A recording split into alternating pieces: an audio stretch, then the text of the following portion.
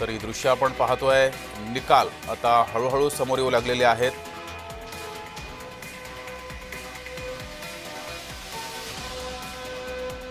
Bhajpa 82, JDU 80 जागांवर आघाडीवर। पुन्हा आपण चर्चेला सुरुवात करूया। आपल्यासोबत राजकीय विश्लेषक चंद्रशेखर निर्णे सुद्धा जोडलेले आहेत। हनुमंत पवार सुद्धा थोड्या वेळात आपल्यासोबत जोडले जातील। चंद्रशेखर जी, राजकीय विश्लेषक म्हणून तुम्ही या निकालाचं विश्लेषण कसं कराल? अजून कल समोर येत आहे तरी आता निकाल याच्यापेक्षा काही वेगळा असेल असं वाटत नाहीये, कसं विश्लेषण करताय? बरोबर आहे। आता जरी कल असले तरी हा निकालच पुढे स्थापित होईल अशी शक्यता आता भरपूर आहे।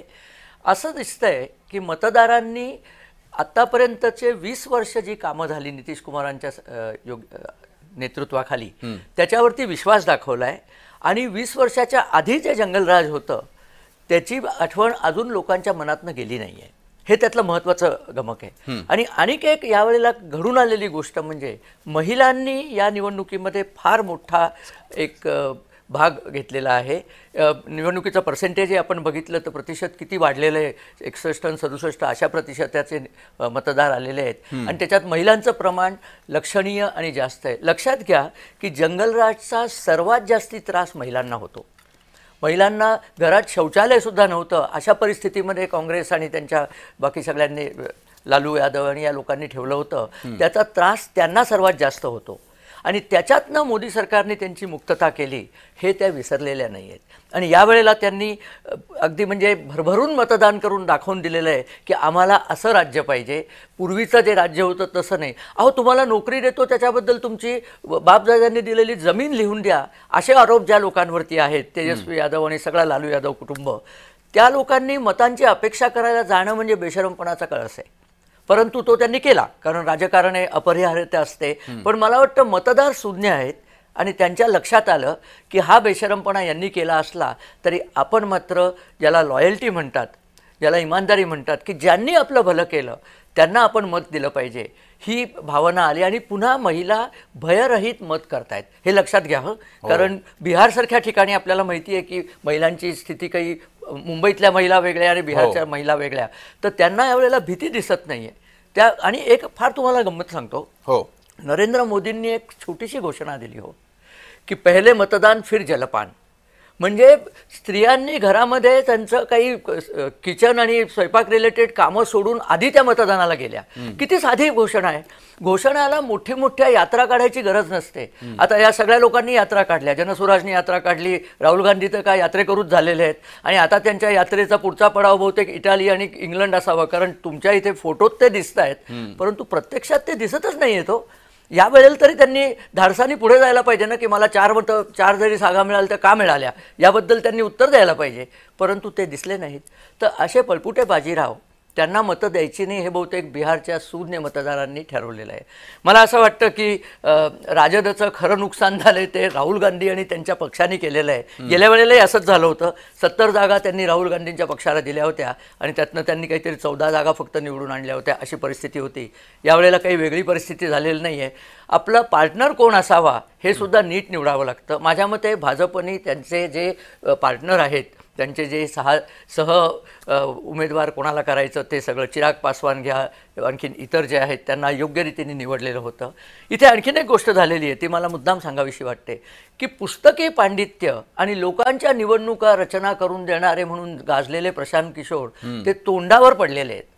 पण त्यांचं कर्तृत्व आणि कौतुक एवढं की त्यांना आधीच कळलं होतं की आपली वाट लागणार आहे, म्हणून त्यांनी स्वतः काढता पाय घेतला होता। आपण पाहिलंच होतं। त्यांचे उमेदवार सुद्धा कुठे आलेले नाहीत आणि मला वाटतं त्यांच्या उमेदवारांनी विरोधी पक्षाच्या उमेदवारांची मतं कापली असं सुद्धा झालेलं नाहीये। त्यांना बिहारच्या मतदारांनी नगण्य ठरवलेलं आहे। तर असे नगण्य गणंग हे जितक्या लवकर बाहेर जातील राजकारणाच्या रिंगमधनं तेवढा भारताचा सुदिन जवळ आहे असं मला म्हणायला हरकत नाही।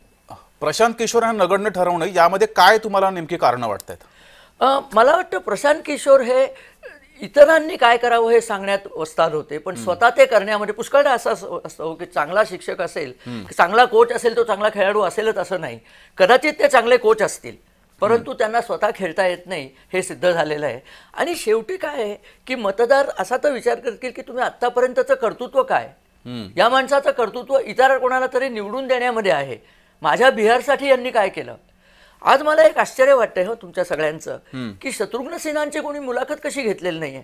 ते स्वतःला जय बिहार, जय महाराष्ट्र, जय अमुक, जय तमुक करत असायचे, फिल्मी डायलॉग मारत असायचे. त्यांच्याकडे कोणी ढुंकून पाहत नाहीये, कारण ते जाऊन त्या TMCला भरती झाले होते. तर असे जे सगळे पळपुटे आणि पक्ष बदलू लोक आहेत, त्यांना मतदारांनी खड्यासारखं बाजूला टाकलेलं आहे. आणि गुंडपुंड जे नेते होते, त्या गुंडपुंडांना सुद्धा बाजूला टाकलेलं आहे. कारण हीच शक्ती मतदाराकडे आहे हो. मतदाराकडे काही लाठ्या नाही आहेत, मतदारांकडे फक्त अंगठा आहे, तो लावायचा, मत द्यायचं, एवढंच त्यांना करता येतं. तेवढं त्यांनी निर्भयपणे केलं आहे. आणि बिहारचे आत्तापर्यंतचे तर 20 वर्ष चांगली गेलेलीच आहेत, याहून जास्ती चांगली. कारण ही जी विकासाची गंगा मोदी सरकार बिहारमध्ये ओतत आहे, त्या गंगेचे आता परिणाम आपल्याला दिसतील. आणि बिहारसारखं राज्य जर प्रगत झालं तर भारताच्या अर्थव्यवस्थेला केवढी मोठी उभारी मिळेल याचा आपण नुसता विचार करून बघा. ठीक आहे. चंद्रशेखरजी, मी पुन्हा तुमच्याकडे येतो. आपल्यासोबत काँग्रेसचे प्रवक्ता हनुमंत पवार हे सुद्धा जोडलेले आहेत. हनुमंतजी, काँग्रेसवर कायम एक टीका होतीये, आता आणखीन टीका व्हायला लागली आहे की काँग्रेस स्वतः तर बुडलेला आहे आणि JDUला सुद्धा सोबत घेऊन बुडालेला आहे. काय तुम्हाला याची कारणं वाटतायत? काँग्रेसला का अपयश आलं असावं? भारतीय जनता पक्षाचे प्रवक्ते नेने साहेब इथं बसलेले आहेत. मी त्यांना लक्ष देऊन ऐकत होतो. प्रवक्ता नाही, त्यांनी सांगितलं की बिहारमध्ये सुशासन दिलं नितीश बाबूंनी. हनुमंतजी, वैयक्तिक टीका नको, वैयक्तिक टीका नको, मुद्द्यावर बोला. ते राजकीय विश्लेषक म्हणून आलेत. मी प्रवक्ता नाही आहे. तुम्ही जिंकला असता तर तुमच्याही बाजूने बोललो असतो. तुम्ही जिंकतच नाही म्हणून कुठे. बसले त्याच्यावर, कारण ते परवा दहशतवादी विरोधी अभ्यासक म्हणून बसले होते. त्याच्या आधी माझ्यासोबत एकदा आंतरराष्ट्रीय अभ्यासक म्हणून बसले होते. आज ते बिहार निवडणुकीचे बसलेत. चांगली बाजू मांडली ना त्यांनी, बीजेपीची उत्तम बाजू मांडली. त्यांचं अभिनंदन ठिकाणी बसलाच होता की बीजेपीची तुम्ही बसायचं, मी बसायचं नाही. हा काँग्रेसची प्रचार फार आहे की तुम्ही बसायचं नाही, आम्हीच बसू, आमचं कुटुंबच बसेल. नका करू असं. मी बाजू मांडली. तुम्ही सत्ताधाऱ्यांची बिहारच्या निवडणुकीच्या निमित्ताने तुम्ही चांगली बाजू मांडली असंच म्हणतोय मी, त्यात काय गौण आहे. आणि भारतीय जनता पक्षाचीच बाजू मांडली ना. विकास केला म्हणले तुम्ही, सुशासन आणलं म्हणले, आर्थिक प्रगती केली म्हणले, गरिबी हटवली म्हणले. तर आता माझं ऐकून घ्या. भारतीय जनता पक्ष आणि नितीश बाबू मागच्या 20 वर्षापासून बिहारमध्ये सत्तेत आहेत. आता त्या 20 वर्षामध्ये केंद्र सरकारच्याच आकडेवारीमध्ये उद्योगामध्ये सगळ्यात खालच्या तळाला बिहार का आहे याचं उत्तर निवडणुकीमध्ये मागितलं ना आम्ही. का नाही दिलं मोदी साहेबांनी? त्याच बिहारमध्ये नॅशनल क्राईम ब्युरोचा जो रिपोर्ट आहे त्याच्यामध्ये 2005 पासून 2024 पर्यंत 80% अपराध वाढले. हे केंद्र सरकारच्याच आकडेवारीमध्ये आहे. देशामध्ये ते अपराध वाढण्याची आकडेवारी 24% आणि 80% तिथं आहे. आणि जंगलराज मधून बाहेर काढलं बिहारला असं बिनदिक्कतपणे चंद्रशेखर सर म्हणतायत. हेच नरेंद्र मोदी साहेब ज्या जनता दल युनायटेडच्या उमेदवारानं प्रतिस्पर्ध्याचा खून केला त्याच्या प्रचाराला गेले. त्यामुळे जंगलराज हे 20 वर्षामध्ये होतं आणि आहे. त्या जंगलराजवर विजय मिळवला वगैरे असं सांगणं म्हणजे जरा भारतीय जनता पक्षाच्या प्रवक्त्यांनी बोलल्यासारखं झालं. हे गणेश कनकरजी म्हणले असतं ते ऐकू शकलो असतो. बिहारमध्ये नितीश कुमारांनी रोजगार, शिक्षण आणि आरोग्य यामध्ये पूर्णतः 20 वर्षात ते अपयशी ठरले. 7,43,00,000 मतदान असलेल्या बिहारमध्ये 3.5 कोटी लोक जर बिहारच्या बाहेर रोजगार शोधतायत तर सुशासन म्हणून आणि गरिबी हटवली, आर्थिक विकास केला म्हणून जर मतं दिली असं तुम्ही म्हणत असाल तर तुम्ही मतदारांच्या या सगळ्या गोष्टीचा तुम्ही अपमान करताय. 10,000 रुपये तुम्हाला मतदानाच्या 10 दिवस अगोदर द्यायची वेळ आली. त्याच्यामध्ये तुमचं 20 वर्षातलं अपयश अधोरेखित होत होतं. आणि तुम्ही तिथे जाऊन रोजगार आम्ही देऊ शकत नाही असं अमित शहा साहेब म्हणाले. मोदी साहेबांनी कट्टा गँग असं म्हणून वर्णन केलं. अरे 20 वर्ष तुमच्या ताब्यात सत्ता आहे तरी तुम्हाला कट्टा गँग संपवता आली नाही आणि तुम्ही आम्हालाच बदनाम करताय. घुसखोर घुसले असं सुद्धा सांगायला हे सभामध्ये कमी केलं नाही यांनी. अरे तुम्ही 11 वर्ष केंद्र सरकारमध्ये आहात, 20 वर्ष बिहार सरकारमध्ये आहात, तरी तुम्ही घुसखोर घुसले म्हणताय. तुम्ही जातीच्या धर्माच्या नावावर तिथं फूट पाडलेली आहे. 20 वर्षामध्ये शिक्षण, आरोग्य आणि रोजगारामध्ये काम करता आलं नाही. हे अपयश लपवण्यासाठी तुम्ही सरकारी तिजोरी 10,000 रुपये प्रत्येक महिलाला देऊन तिचं मत विकत घेण्याचा तुम्ही प्रयत्न केलेला आहे. तुम्ही बिहारच्या जनतेला फसवलेला आहे. निवडणूक आयोगाला हाताशी धरलेला आहे. SIR करून तुम्ही 31 लाख मतं का काढली हे आज या तागायत क्षणापर्यंत तुम्ही सांगितलेलं नाही. या निकालाचं विश्लेषण होईल. भारतीय जनता पक्ष आणि जनता दल युनायटेड बिहारला आणखी 20 वर्षे मागे घेऊन जातील हेच या निमित्तानं दिसतंय. ठीक आहे. हनुमंतजी, तुमच्या सगळ्या प्रश्नांची उत्तर आता भारतीय जनता पार्टीच्या प्रवक्त्यांकडून घेऊया. गणेशजी, हनुमंत पवार यांनी सरळ प्रश्न उपस्थित केलेले आहेत. बिहारमध्ये अद्यापही गरिबी हटलेली नाही, शिक्षण, रोजगार आणि याबाबत सुद्धा काहीच प्रगती झालेली नाहीये. अनेक बिहारचे नागरिक, तरुण हे अद्यापही मुंबईमध्ये, महाराष्ट्रामध्ये, देशभरात इतर ठिकाणी जात आहेत. उत्तर द्या. एकतर हनुमंतराव, बिहार अजून 20 वर्ष मागे जाणार आहे असं तुम्हाला जर म्हणायचं असेल तर एक थोडंसं जरा डोक्यात ठेवा, म्हणजे आपण ज्या वेळेला राजकीय चर्चा करतो आणि आपण राजकीय कार्यकर्ते म्हणून जेव्हा काम करतो त्यावेळेला जनताही कुणाला बांधील नसते. आम्ही खूप चांगलं काम केलं आणि फील गुड म्हणून आम्ही देशभर प्रचार केला. 2004 कदाचित जनतेला ते पटलं नसावं आणि त्यावेळेला आमचा पराभव झाला. आम्ही सिंगल लार्जेस्ट पार्टी आणि हा सगळा विषय अलायन्स म्हणून आम्ही पुढे होतो, पण अटलजी होते, त्यांनी राजीनामा दिला. एक गोष्ट कायम लक्षात ठेवा, आपल्यावरती होत असलेली टीका आणि आपला कमीपणा हा जर कोणी दाखवला तर हनुमंतराव मोठ्या मनानं स्वीकारायला ते शिका. अहो, आमच्यावरती टीका होत असते ना, 4 सर्व प्रवक्ते आणि विरुद्ध आम्ही एकटे असतो. लोकांनी आम्हाला कुठेच सोडलं नाही. राम मंदिरापासून ते विकासाच्या विषयावरती, नोटबंदीपासून सगळे आमच्या विरोधात होते. आम्ही आमच्या मुद्द्यावर ठाम होतो. आता तुम्ही 20 वर्ष मागे जाताय, म्हणजे पुढची 20 वर्ष बिहारमध्ये काँग्रेसला काय भविष्य नाही आहे असं जर तुम्ही मान्य केलं असेल तर तुमचे मी आभार मानतो. तुम्ही त्याच दिशेने तुमची वाटचाल सुरू केलेली आहे. अहो, जो आज बिहारच्या बाहेर नोकरी मागायला आलाय ना, तो आज 30-35 40चा तरुण आहे. अहो, त्याचा जन्म हा 1990 85 साली झाला. आज त्याला बिहारच्या बाहेर नोकरी मागायला जावं लागलं. याचं कारण त्या काळात सरकार कुणाचं होतं? 2005 नंतर NDAचं सरकार बिहारमध्ये आलं. त्याच्यानंतर ज्याचा जन्म झाला असेल, जो आज पुढच्या 5-10 वर्षानंतर तारुण्यामध्ये येईल, त्याच्यासाठी जे करायला हवं ना ते आम्ही सगळं करतोय. आता बिहारमध्ये जी काही प्रगती होते, जे काही दिसतंय, आणि असं आहे की जो काही दिसावं लागतं ना एका रात्रीत होत नाही. यासाठी वेळ द्यावा लागतो, यासाठी ते जमिनीवर दिसावं लागतं.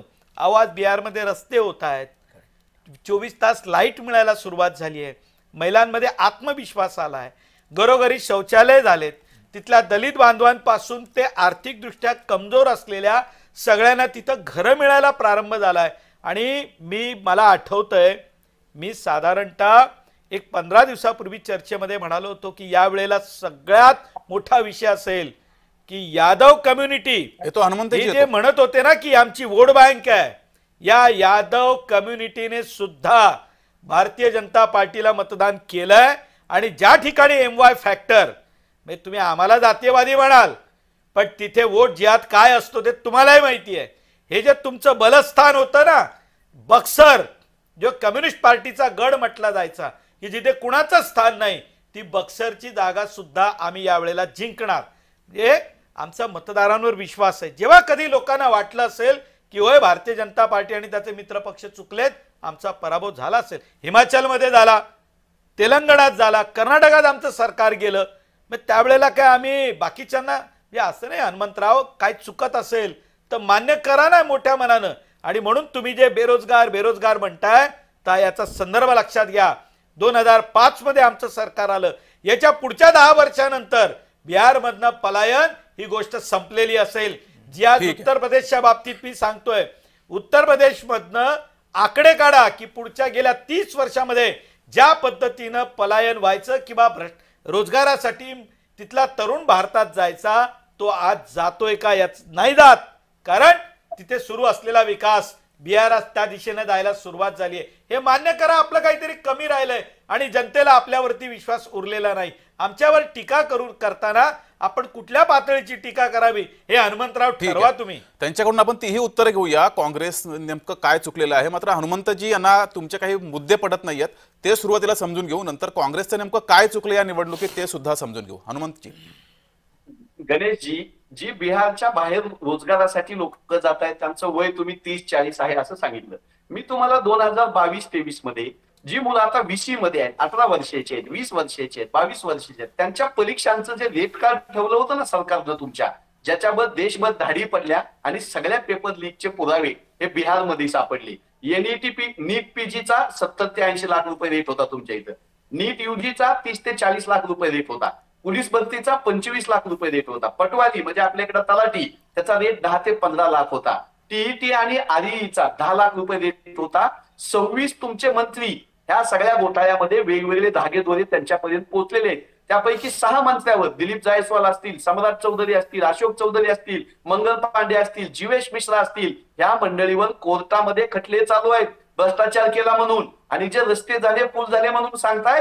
3 वर्षामध्ये 26 मोठे पूल, ज्याच्या निर्मितीची पैशाची लागण ही जवळपास 300-200 कोटी रुपयापर्यंतचे रस्ते होते, पूल होते, ते धडाधड कोसळताना बिहारनं बघितलेले आहेत. क्राईम रेट बिहारनं बघितलेला आहे, बेरोजगारीचे दर बिहारनं बघितलेला आहे. तुम्हाला जो निकाल भेटलाय आज, तो निकाल निवडणूक आयोगाच्या कृपेने भेटलेला आहे. तो निकाल 10,000मध्ये तुम्ही ऐन वेळेला, तिथं एटीएमच लावायला पाहिजे होतं तुम्ही, जिथं मतदानाचा बूथ होता तिथं एटीएमच तुम्ही लावायचं राहिलेलं होतं. तुम्ही जर काम केलं असतं, विकास केला असता, आर्थिक सुबत्ता तिथं आणली असती, आरोग्याच्या सुविधा केल्या असत्या. 2005 नंतर एक विद्यापीठ बिहारमध्ये नितीश कुमार साहेबांनी आणि तुम्ही काढलेलं नाही. एम्स काढलं म्हणून तुम्ही सांगितलं, पण त्या एम्सच्या जागेवर आजही गाजर गवत उगवतं. त्यामुळे बिहारमध्ये तुम्ही अपप्रचार केला, जातीय धार्मिक ध्रुवीकरण केलं, आणि सरकारी तिजोरीतले पैसे ऐन वेळेचं अपयश तुमचं लपवण्यासाठी तुम्ही महिलांना वाटून हा विजय तुम्ही मिळवलेला आहे. आम्ही आत्मपरीक्षण नक्कीच करू. आरजेडी आमचा अत्यंत विश्वासू पक्ष आहे, त्यांच्या सोबत आम्ही उभा होतो, तेजस्वी यादवांसोबत आम्ही उभा होतो. काँग्रेस पक्ष लोकशाही टिकवण्यासाठी, निवडणूक आयोगाची स्वायत्तता टिकवण्यासाठी, आणि निवडणुकीमध्ये अगोदरच्या सरकारनं शिक्षा, स्वास्थ्य आणि रोजगारावरच बोललं पाहिजे, यासाठी आम्ही मैदानात होतो, अजूनही मैदानात आहोत. आम्ही कुठलाही चर्चेचा स्थळ खालावलेला नाही. ते चंद्रशेखर सर जे आधी बोलले ते प्रशांत किशोरला गणक म्हणाले, आणि राहुल गांधी इंग्लंड मध्ये गेले म्हणाले. मी त्यांना छाती ठोकून सांगतो की राहुल गांधीच्या मागे कॅमेरा लावायचं बंद करा. 400 जागा आणायचं तुमचं स्वप्न 200 जागावर थांबवलेले राहुल गांधी आहे. 100 खासदार काँग्रेसचे असलेले राहुल गांधी आहे. 8 कायदे राहुल गांधींच्या दहशतीमुळे तुम्हाला मागे घ्यावे लागलेले. त्यामध्ये जीएसटीचा कायदा आहे, काळे 3 कृषी कानून आहेत, लॅटरल एंट्री आहे. त्यामुळे राहुल गांधींची बदनामी करताना, त्यांच्याबद्दल बोलताना भाजपाचे प्रवक्ते चंद्रशेखर नेरेसर यांनी विचार करावा, आणि विरोधकांना गणंग म्हणण्याचा गणंगपणा त्यांनी करू नये. जी नाही, मी गणेशजी हनुमंतराव, मी तुम्हाला शुभेच्छा देतो. आम्ही चुकून सुद्धा राहुल गांधी यांच्याविषयी काही बोलत नाही, कारण ते ऑलरेडी आमचे स्टार प्रचारक आहेत. दुसरी बाजू एक समजून घ्या, अहो सकाळपासून आपण विविध माध्यमांवर चर्चेत आहोत. सकाळी तुम्ही सत्ता स्थापनेचा दावा करत होतात, आता निकाल लागल्यानंतर थेट तुम्ही निवडणूक आयोगाकडे चाललायत. मला एक तुम्हाला विनंती करायची आहे. बघा, लोकशाहीमध्ये एक चूक कधीच करायची नसते राजकीय कार्यकर्त्याने आणि पक्षाने, आणि ती म्हणजे जनतेला गृहीत धरणं. हे कायम लक्षात ठेवा. अहो, जनतेला नाही पसंत पडलं, तुम्ही आता 12 वाजता निवडणूक आयोगावरती आरोप करणार. गणेशजी, निवडणूक आयोगाचा मुद्दा सोडूया आपण, मात्र त्यांचा दुसरा मुद्दा महत्वाचा आहे की लाडक्या बहिणींना तिथल्या महिलांना 10,000 रुपये खात्यामध्ये दिले. महाराष्ट्रामध्ये लाडकी बहीण योजना सुरू केली, त्यानंतर महाराष्ट्राच्या विधानसभा निवडणुकीत मोठं यश मिळालं. मात्र लाडकी बहीण योजना सुरू केल्यानंतर लाडक्या बहिणींच्या खात्यात पैसे देताना सध्या तिजोरीची काय स्थिती आहे आपण पाहतोय. सामाजिक न्याय विभागाची काय स्थिती आहे, तिथून पैसे निधी इकडे वळवावा लागतोय. संजय शिरसाट नाराज आहेत, ते ओरड करत असतात. अशा योजना जेव्हा आपण निवडणुकीच्या पार्श्वभूमीवर आणतो, त्यानंतर राज्याची आर्थिक स्थिती बिघडते, हे मान्य आहे आपल्याला? नाही, बघा, एक गोष्ट जरा नीट समजून घ्या. हे जेव्हा सगळे आरोप करतायत, तेव्हा 1995 साली या महाराष्ट्रामध्ये महायुतीचं सरकार पहिल्यांदा आलं. आम्ही 4.5 वर्ष सत्तेवर होतो. 1999 मध्ये आमचं सरकार 6 महिने अगोदर निवडणुका गेलं. 1999 ते 2014 कुणाचं सरकार होतं? तर काँग्रेस आणि राष्ट्रवादीचं सरकार होतं. मला एक सांगा, आज जी सर्व महामंडळ आहेत, सगळी महामंडळ, जी आर्थिक विकास महामंडळ असो किंवा अण्णाभाऊ साठेंपासून जी सगळी महामंडळ आहेत, संजय गांधी निराधार योजना आहे, ही कोणाच्या काळात सुरू झाली हो? तर काँग्रेसच्या काळात सुरू झाली. यामध्ये विविध समाजाच्या घटकांना आपण काही ना काही आर्थिक मदत दिली पाहिजे म्हणून त्यांना आपण मदत देतो आणि त्यांना समाजाच्या एका स्तरातनं वर आणण्याचा प्रयत्न करतो. याची सुरुवात कोणी केली? काँग्रेसने केली. या देशामध्ये शरद पवार कृषी मंत्री असताना ज्याचा दावा केला जातो की सगळ्यात मोठी कर्जमाफी जर कुणी केली असेल तर ते या देशाचे जाणते राजे शरद पवार यांच्या कार्यकाळात काँग्रेसचे पंतप्रधान मनमोहन सिंग यांनी केली. मला एक सांगा, ही कर्जमाफी म्हणजे काय होतं? तर एकही रुपया शेतकऱ्याच्या अकाउंटला न जाता ज्या पतपेढ्या, ज्या सहकारी संस्थांकडनं यांनी कर्ज घेतली होती त्यांच्या खात्यांवरती थेट वळवली. शेतकरी तिथेच जमिनीवरती राहिला. हे कुणी वाटलं? काँग्रेसने वाटलं. 2014 नंतर झालेला बदल काय असेल? तर आता ज्याला लाभ द्यायचा आहे, ज्याला मदत करायची आहे, ती व्यक्ती, ती महिला किंवा तो लाभार्थी ना तलाठ्याच्या दारात जात, ना कलेक्टरच्या दारात जात, ना या राजकीय दलालांच्या दारात जात. मात्र गणेशजी, त्याच्या खात्यात- महिलांनी- ऐकून घ्या, एक मिनिट. बोला. त्याच्या खात्यामध्ये थेट पैसा जमा होतो. आम्ही लपून ठेवलेलं अजिबात नाही. त्या महिलेला जर का महिन्याला काही मदत देऊन तिला सामाजिक दृष्ट्या स्वतःच्या पायावरती उभं करायचं असेल तर ते आम्ही करतोय. हे मान्य आहे की हे पहिल्यांदा आम्ही केलंय. याच्या अगोदर जे काँग्रेसच्या सरकारांनी केलं, अहो संजय गांधी निराधार योजनेच्या त्या कथा ऐकाल, अहो ज्यांचं कधी जन्मच झाला नाही महिलेचा, जिचं लग्नच झालं नाही, तिच्या नावाने दर महिन्याला विधवा पेन्शन जात होती. आता कोण घेत होतं हे नका विचारू मला. आम्ही थेट खात्यावर पैसे देत आहोत. यात चोरी लपी नाही, राजकीय दलाली नाही. आम्ही समाजाचा स्तर उंच करतोय. ज्या दिवशी आम्ही चुकू, जनता आम्हाला धडा शिकवेल. तुम्ही काय एवढे व्यथित होता धर्मंतराव? घेऊया, उत्तर घेऊया. हनुमंतजी, हनुमंतजी उत्तर द्या. गणेश कणकर सरांनी बोलण्याच्या ओघामध्ये काँग्रेसनं कर्जमाफी केली याचा उल्लेख केला, त्याबद्दल मी काँग्रेसच्या वतीनं त्यांचे आभार मानतो. कर्जमाफी ही जे कर्ज शेतकऱ्यांनी घेतलेलं असतं त्या बँका करायच्या, त्या बँकानंतर नवं जुनं कर्ज करून त्याच्यापेक्षा जास्त रक्कम शेतकऱ्यांना कर्ज वाटप करत असतात. हे तुम्हाला माहित आहे, त्याचा थेट लाभ शेतकऱ्यांना होत असतो. बँकांना पैसे दिले असं म्हणून तुम्ही आमच्या कर्जमाफीला नाकारू नका. तुम्ही पण एक कर्जमाफी केली, ते बँकांनाच पैसे दिलेले होते. छत्रपती शिवाजी महाराजांच्या नावानं देवेंद्र फडणवीस साहेबांनी केलेले कर्जमाफीचे पैसे पतसंस्थांना, सहकारी बँकांना आणि नॅशनल बँकांनाच गेले होते. तुम्ही हातात पैसे दिले नव्हते. राहिली दुसरी गोष्ट की काँग्रेसनं संजय गांधी निराधार योजना असेल किंवा आणखी योजना तयार केल्या, कुठलीही योजना काँग्रेसनं मतदानाच्या 10 दिवस अगोदर घोषित करून अकाउंटवर पैसे टाकून मतं विकत घेण्याचा प्रयत्न केला नाही. तेलंगणामध्ये, कर्नाटकामध्येही आम्ही लाडक्या बहिणीच्या धर्तीवर अगोदर पासून पैसे देतो. सरकार आल्यापासून आतापर्यंत 3-3 वर्ष झालं तरी आम्ही एकाही हप्त्याचा खंड पडू दिलेला नाही. तुम्ही सांगितलं की तलाट्याच्या दारात जायची गरज नाही, कलेक्टरच्या दारात जायची गरज नाही. महाराष्ट्रामधल्या लाडक्या बहिणीला केवायसीच्या नावाखाली तुम्ही 16 ते 17 लाख महिला आज त्यातून वगळण्याचं काम केलं. कितीतरी नोकरदार महिलांनाही तुम्ही पैसे दिले असं तुमचे आकडे सांगतात. कितीतरी पुरुषांनीही पैसे उचलले असे तुमचे आकडे सांगताय. महाराष्ट्राची तिजोरी आणि बिहारची तिजोरी ही भारतीय जनता पक्षाला निवडणूक जिंकण्यासाठीचा निधी नव्हे, तो राज्याचा पैसा होता. तो शिक्षण, आरोग्य, रोजगार आणि मूलभूत सुविधांवर खर्च करायचा पैसा तुम्ही निवडणूक निधी म्हणून वापरला. हा चुकीचा पायंडा आहे. तुमच्याकडे 20 वर्ष हनुमंतजी, एक प्रतिक्रिया येते, मी तुमच्याकडे पुन्हा येतो. माफ करा, मी तुम्हाला मध्येच अडवतोय. पुन्हा मी तुमच्याकडे येतो. एक प्रतिक्रिया येते बिहारमधून, ती ऐकूया.